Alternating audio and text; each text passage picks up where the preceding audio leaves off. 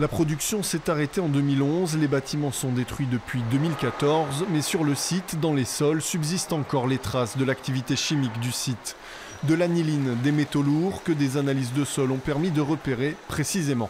Au total, nous avons fait environ 200 sondages qui nous ont permis de récupérer environ 10 000 données analytiques. Et à partir de ces données, nous avons pu construire la cartographie des zones qui doivent être nettoyées et dépolluées.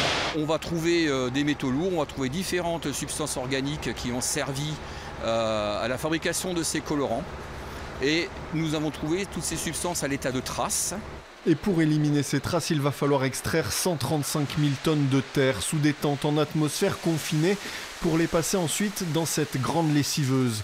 À l'issue du lavage, l'eau est à son tour dépolluée et réutilisée en circuit fermé.